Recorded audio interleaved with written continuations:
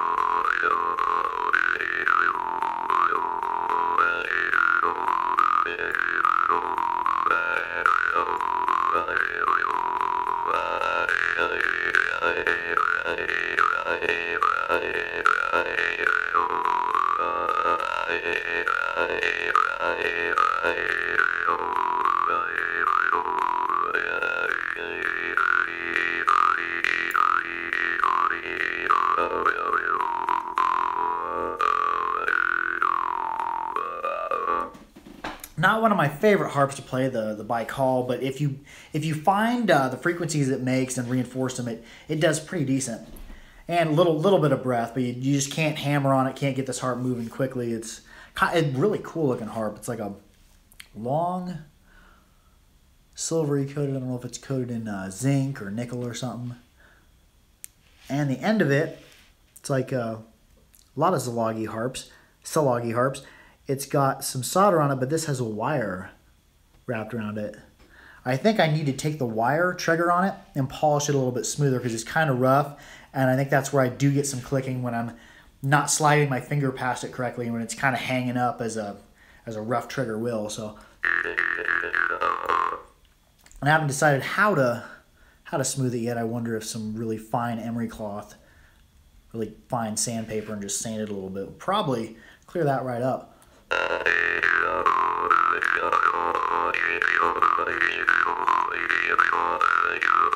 Oh yeah, and then I took all my Blackfires, came with stickers on them that told me the tuning, and some of the stickers are still on there, but most of the stickers on them are gone. So I went to Harbor Freight today and I bought I think it was an $8 little engraver. It's pretty cheap, but it worked pretty good, and I engraved the tunings on the inside of the harp. So now that even the stickers are gone, I can tell which harps are tuned to what, because I'm not musically inclined enough that I can just pick out what note a harp is most of the time.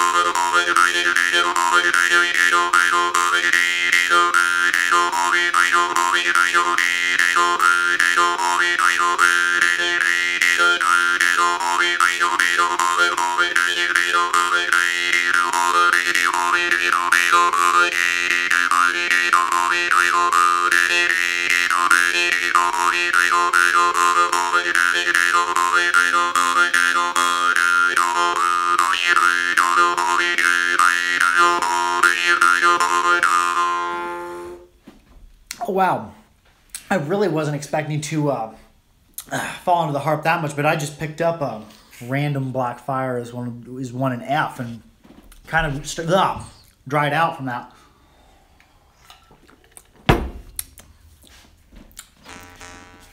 But yes, very good deal just happened there. I was playing it kind of like a harmonica that,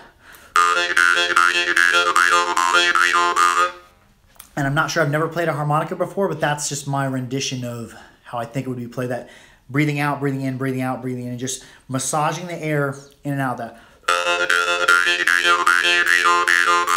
Do I have any C harps? Mr. Banjo asks. I have a couple. C sharp. Got so many harps up here, it's hard to even find a single one here. Whole video will just be me searching for a harp in C. Here's a harp in C sharp. Here's a harp in C right here. Blackfire C sharp.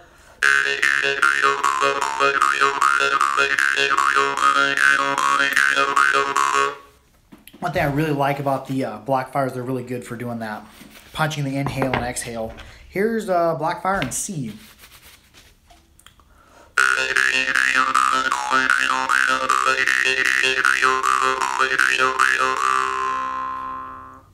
There's another harp in C.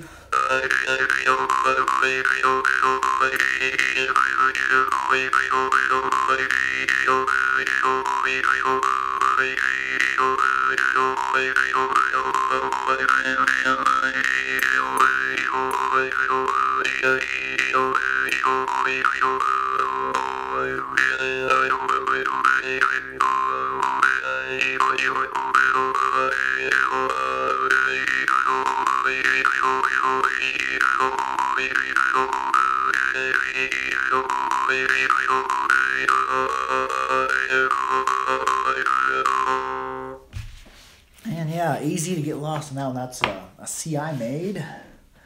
See, this one is one. This was an experimental harp. I finished it up yesterday. Got it out of the oven this morning, and I revisited an old spring steel. I went back to a 1074.025 spring steel. Got a message there. Jevy says hello from Caracas. Hey, how are you doing, man? We're just looking at a harp. This is one I made yesterday. I tried to tune it. I tried to get it right around a C sharp, and I got it tuned and everything.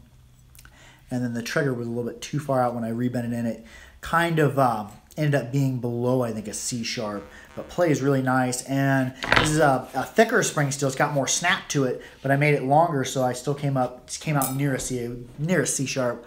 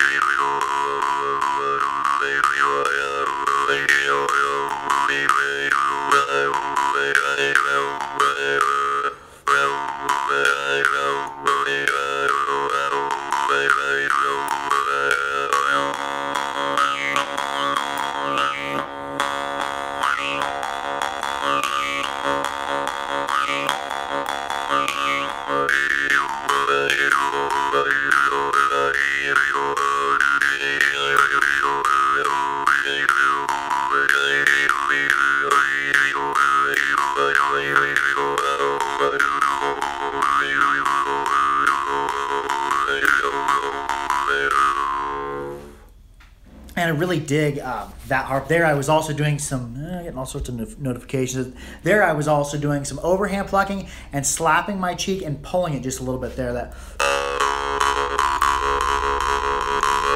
I'm working an inhale and exhale off that really lightly, and also slapping my cheek and pulling it. You can hear it in the music though. Not that, but there's a helicopter going over. But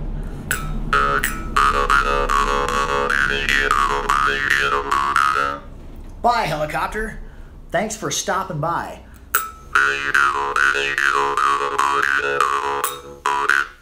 Butchering that. Had it, helicopter came over and lost it. Mr. Banjo says, is it just me or is it very...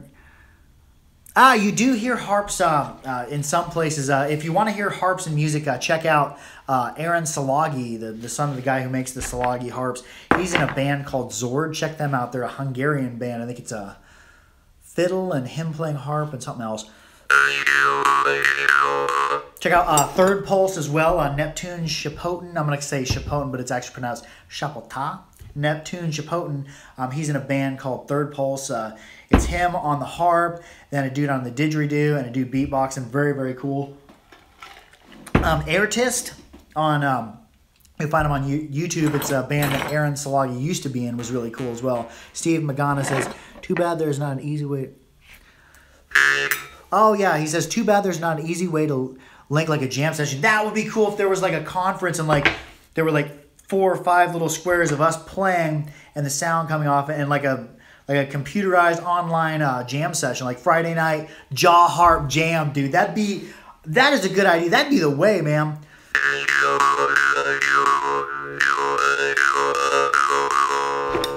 Yeah, all of us playing different tuned harps and matching our tuning together, or like doing complementary notes. You know, somebody like on a clackamore or something. I haven't done a lot of work to the clackamore yet. Skype. I don't have Skype. I wonder if Skype would it'd work. Steve McGanna says it would make people social again. Yeah, I guess the way people socialize now is changing. There's more electronics and all that. But yeah, I haven't been playing the clackamore enough. I need to get one ordered. My nephew has a birthday coming up, and I was going to give him a clackamore, a little clicker.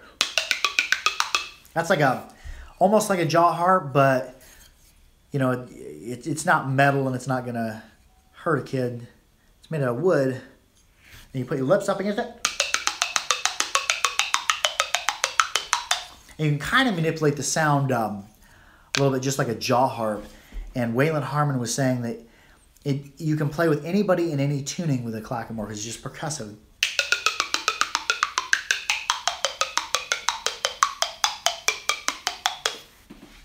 Anyways, what other harp should I play? The Munhop. Oh, the Munhop is cold. It helps to warm up harps. I've noticed that an ice cold harp, it really did. The reeds don't want to flex quite right on them, so good to give them a second to warm up. Why is it cold in my garage? Well, I've had the AC cranked up before I came in here, so to cool it off here in the garage. So now all my harps are fairly cold.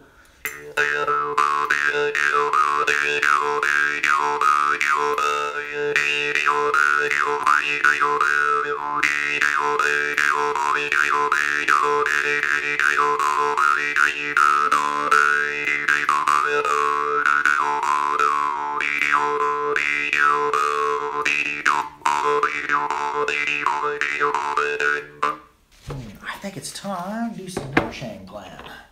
The rhombus-shaped one.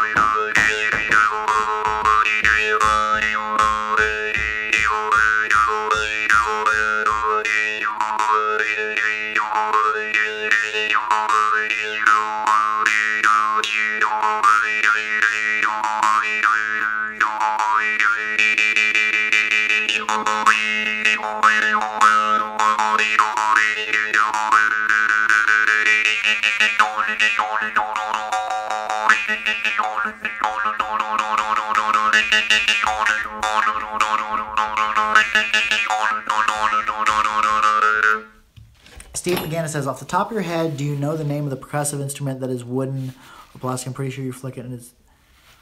No, I don't know which instrument that is.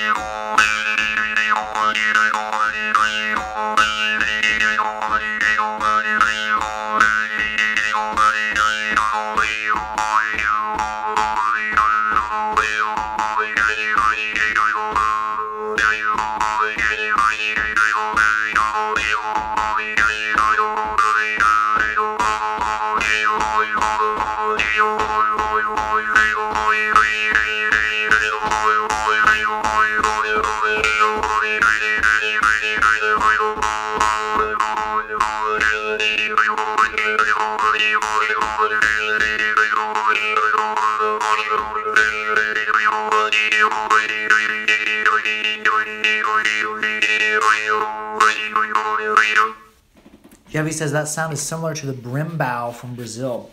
Yeah, probably. So this is actually I'm drying out again. Some tea. This is actually a morchang made in Rajasthan by a maker called Rekaram. It's wrought iron and it's kind of a rough finish. And when I got it, I kind of cleaned it up a little bit. There were some rough forgings on it, but it really does sing in a stiff reeded harp type of way.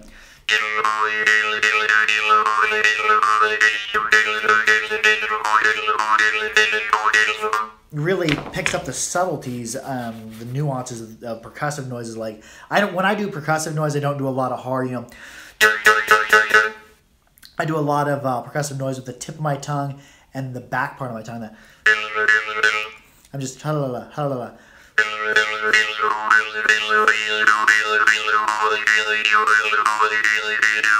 I'm kind of massaging the tone of it, and then I'm gonna call it just fruffling my tongue.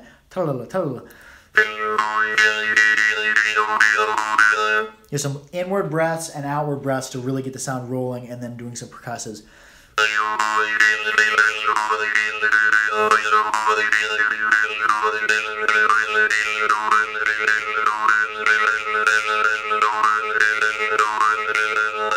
And it's matching your tongue movements up with the short little inhales and exhales.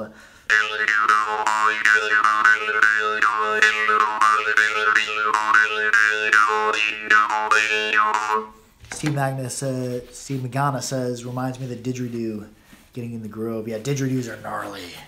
At the fest, there was a couple of people who were able to play didgeridoo. There was Porky Miller was there playing didgeridoo. He's pretty good on it. And then Waylon Harmon was playing. And I have no didgeridoo technique. I want to eventually branch out to that. And I ended up buying a cheap didgeridoo off Amazon.com. It was like a cheap plastic painted one. And that's a comment I can't repeat. But anyways, what are they talking about? Didgeridoo. Yeah.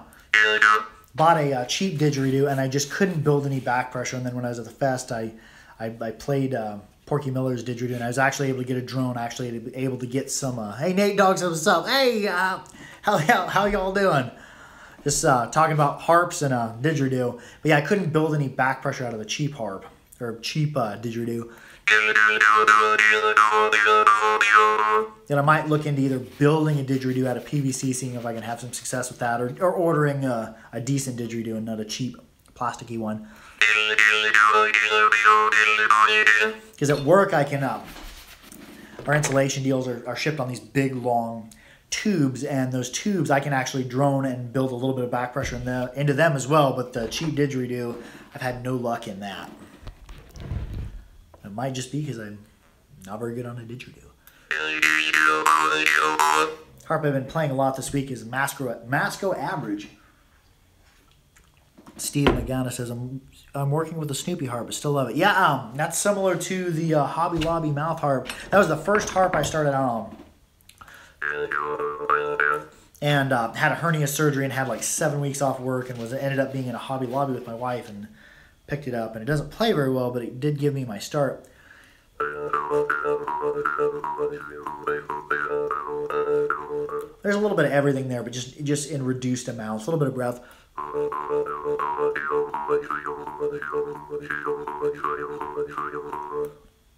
Get a little bit of percussive out of it.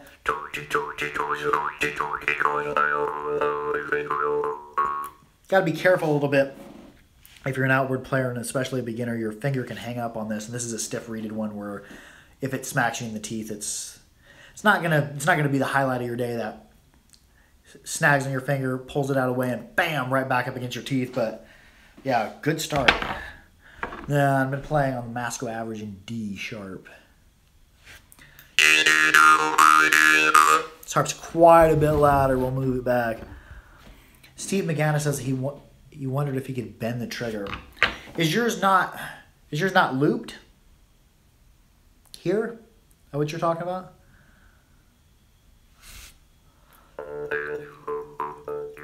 Steve McGanna says my first 2 harps was a lot of pain up, or first 2 hours on the harp. Yeah, if you move on to, oh, it's looped the other way? He's saying it's looped inward. Oh yeah, that's odd. Yeah, most of your harps are either going to be bent. Even a bent trigger like that, it's bent outward. Works really well. And you said the Snoopy harp gives you a lot of pain. Yeah, the Snoopy harp is an uncomfortable harp to play. It's just so ridiculously stiff. After you buy your next harp, you're really going to be like, oh, this is awesome, because you don't have to, it doesn't hurt your mouth to play a good harp. Yeah, the Morchang, I do have to put a decent amount of pressure up against them because the reeds on them are stiff. But yeah, it's not nearly as bad as like the Snoopy harp or the Hobby Lobby mouth harp. But yeah, that's odd that he said that the trigger looped inward. It makes pulling the harp weird, I would think, but maybe not. Masco Average in D. I've been playing this one for a couple days now. It worked its way out of my everyday playing harps, and then it's worked its way back in. My taste in harps kind of changes like food. I want 2 or 3 days playing a certain harp, and then I'll move on 2 or 3 days playing a different harp. And there's no schedule or no rhyme or reason to it. It's just whatever harp I feel like playing. It's all good harps. They have different strengths.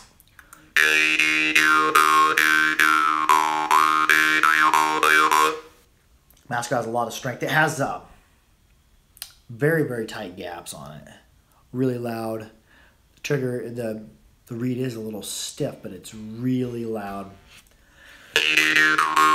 I would equate it to like beating a drum.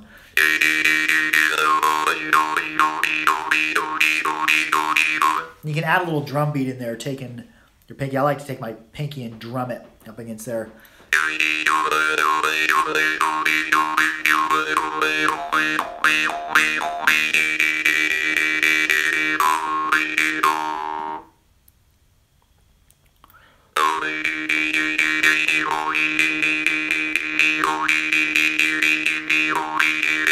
Mark Swartout says, howdy from Michigan. Happy Friday. Happy Friday, dude. We are playing some jaw harps. Are you a harp player? And if so, what harp are you playing? And welcome to the Friday night jaw harp practice. Well, not every Friday night, but a lot of Friday nights I like to go live at no concrete time, just whenever I can get around to it. Do some playing. We all do some talking about harps and such. Nate Dogg says, when I play, I use my thumb outward.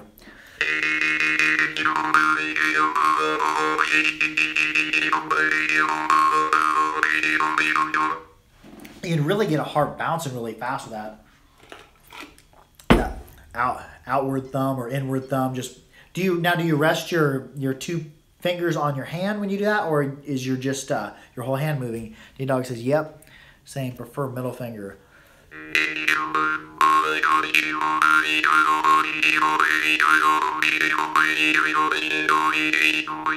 Oh, that middle finger technique you're talking about. I was resting here. That does seem to work well.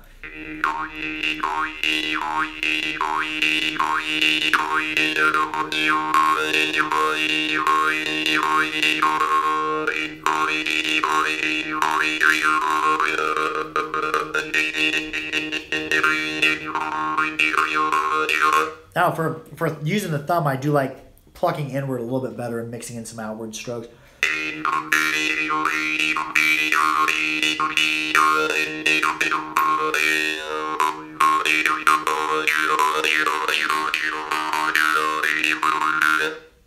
I kind of alternate back and forth in between probably 4 or 5 variations of styles. My main style is freehand, just. But I can't do that forever. My hand, my elbow, especially my elbow, will get fatigued. So then I'll transfer over to having 2 fingers on my hand.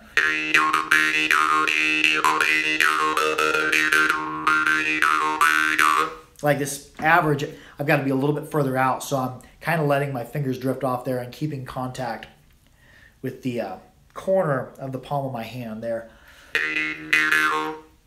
But as for like Morchang, wherever Morchang went, Hey Dog says, I just go thumb out, but my set and has some loose reeds. Oh, you saying your reeds are loose? Or if they're a crimped harp, you can fix that, and I can show you how. For the Morchang, I've been kind of resorting to resting 2 fingers on my hand and then just moving the one finger sometimes, and then sometimes I'll get back into the free hand and a little bit of overhand. Not every Morchang will play well outward, but this one doesn't do too bad at all, the rhombus one. And it'll play a little bit outward as well, which is, I like that in a Morchang.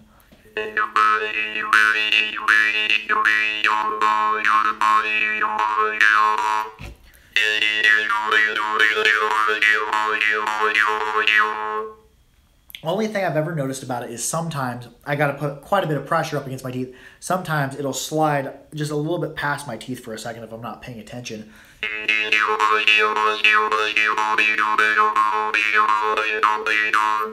Yeah, not all the Morchang play loud. Oh, this is one I haven't played a ton. This is a Gorka ram, and it has the reed as it comes down. It's dead flat, and the last little bit of it curls, so it's offset from the front. You can actually draw start this one pretty easily.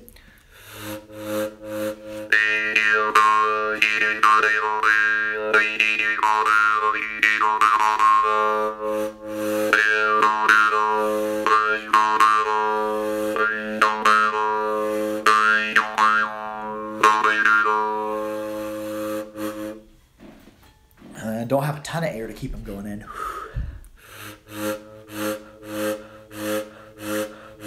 There's kind of sipping it, letting some air out, breathing in.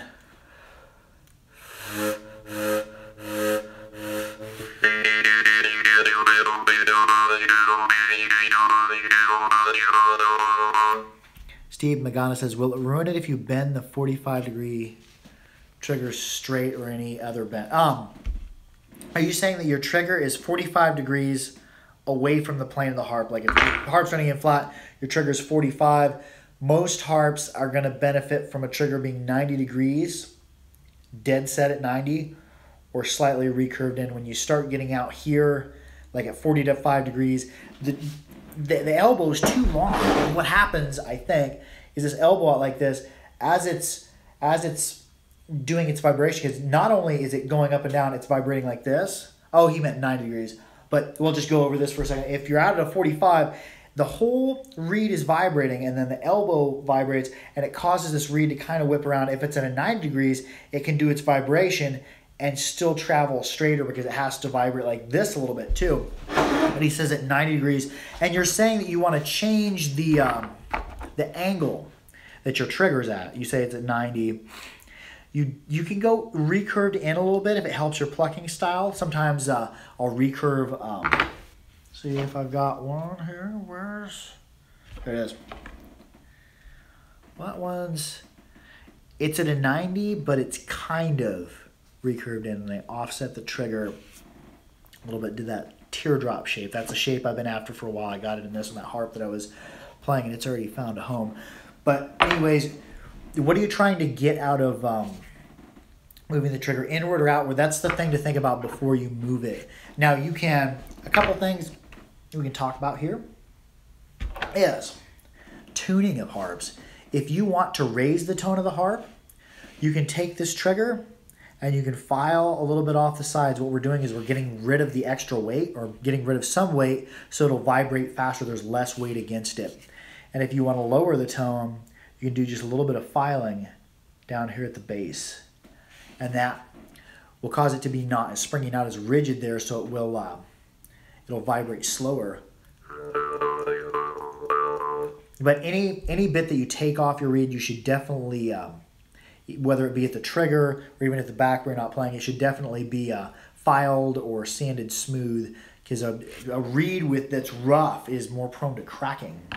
We're going to get back to a little bit of playing.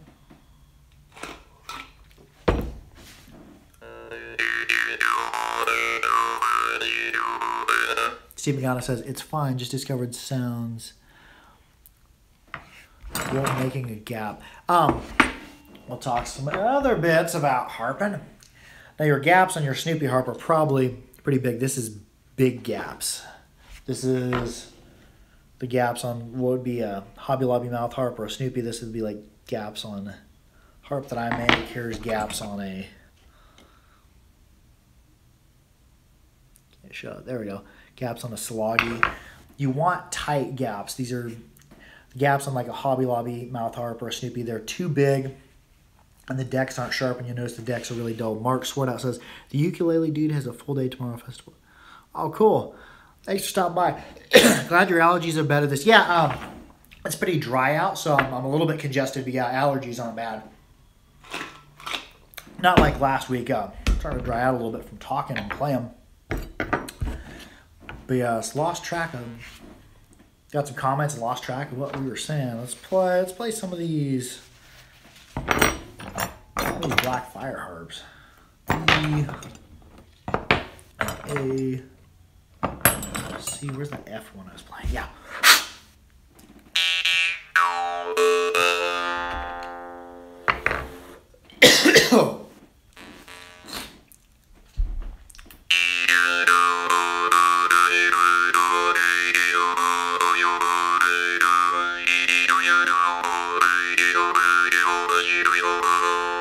Oh, I know what we can talk about. Got a J.R. Smith harp. I bought it from, told me it was probably about 100 years old. It is, where does it say that at? Yeah, it says J.R. Smith here, if you'll be able to make that out. It also says USA. And I don't really like this harp. I paid a lot of money for it because I really wanted it. It's a cool looking harp, piece of history. But I really don't like it. The trigger material is too stiff, and this harp has been abused. It is drastically curved outward, and it's no longer the correct bend. I'm kind of debating, like, I could probably get this harp playing a lot better, but do I just want to leave it original as is? But I do not like it this way.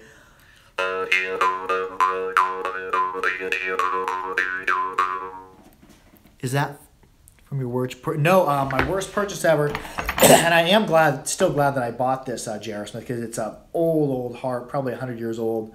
I've been thinking about cleaning up the bends and probably sharpening it up, but I'm like, I almost want to leave it original since it's such an antique. But apparently they kind of varied in quality.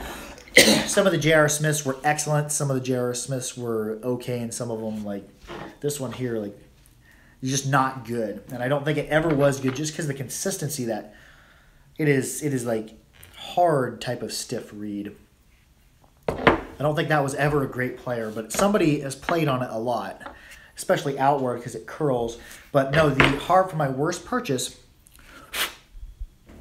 is the Grover Alto Austrian. It's not uncomfortable like the Hobby Lobby or the Snoopy harp, but it just, you can hear it's ringing a little bit. I've had to recrimp it several times. I tried to bend the gaps closer, but this is before I knew how to tighten up the gaps on a harp, and it spread open the crimp, and I've recrimped it several times.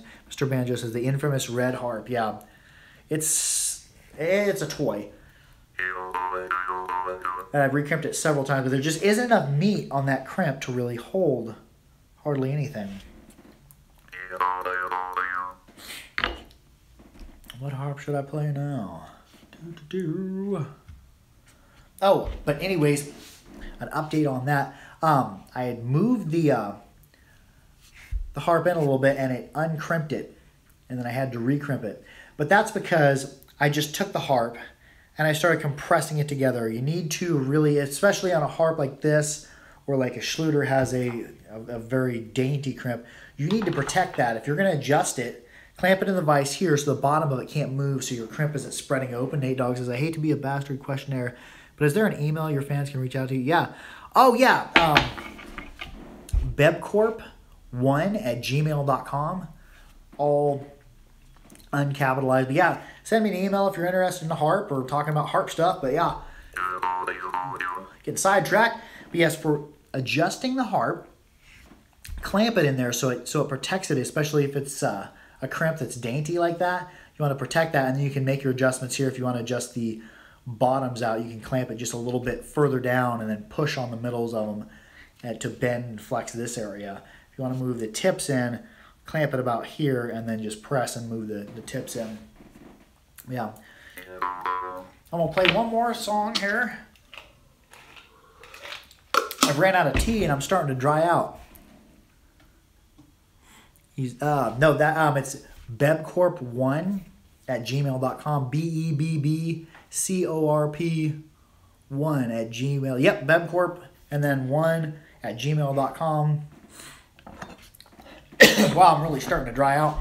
Should have brought, that's a lesson for next time. Bring more water, bring more tea.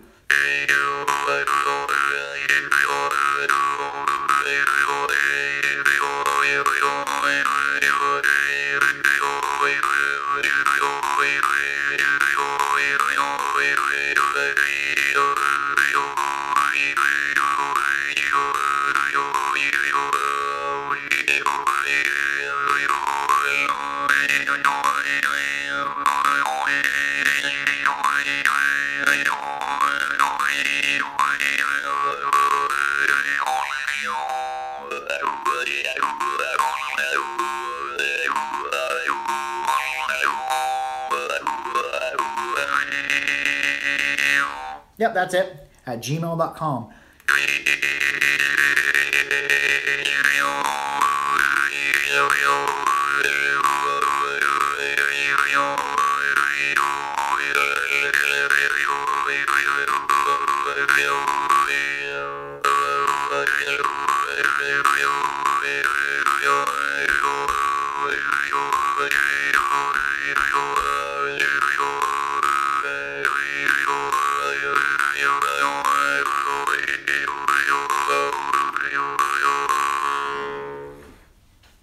All right, I am plumb dried out from all the breathing, all the harping.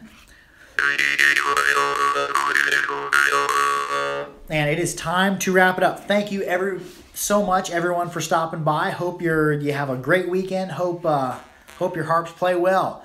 Well, that's going to be it for this live jaw harp practice. Like, share, and subscribe for more harpery. Harp out.